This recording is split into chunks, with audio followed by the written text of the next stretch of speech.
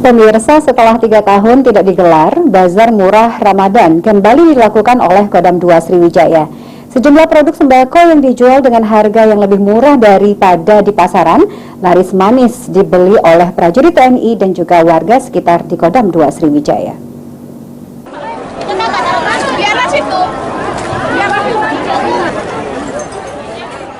Membantu meringankan prajurit TNI dan warga sekitar untuk memenuhi kebutuhan sembako menjelang Lebaran Idul Fitri 1444 Hijriah, Kodam 2 Sriwijaya kembali menggelar Bazar Murah Ramadan.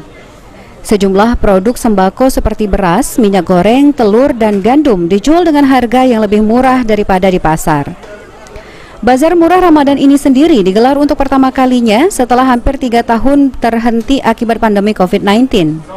Majen TNI Hilman Hadi mengungkapkan, dengan Bazar Murah Ramadan ini diharapkan dapat menggerakkan roda perekonomian menjelang Lebaran Idul Fitri 1444 Hijriah. Berharap nanti masyarakat yang ada, yang termasuk keluarga besar TNI itu terbantu dengan adanya pasar murah ini, mampu membeli, kemudian tentunya produk-produk yang ada bisa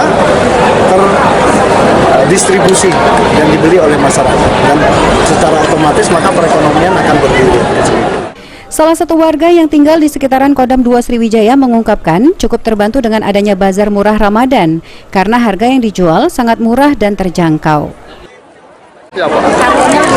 Lebih murah ya, di pasaran. Kalau kita sendiri belanja apa nih? Belanja daging, beras, sama telur. Kalau harga daging berapa kita beli di sini? Harga dagingnya 135. Kalau di luar? Kalau di luar 150 ke atas. Kalau telur tadi berapa kita belanja? Telurnya 22.000. Kalau di luar berapa? 28. Jadi lebih murah. Selain produk sembako dalam bazar murah yang digelar Kodam 2 Sriwijaya ini, juga dijual beberapa produk makanan ringan dan kue untuk Lebaran mendatang. Firman Hidayat, PAL TV.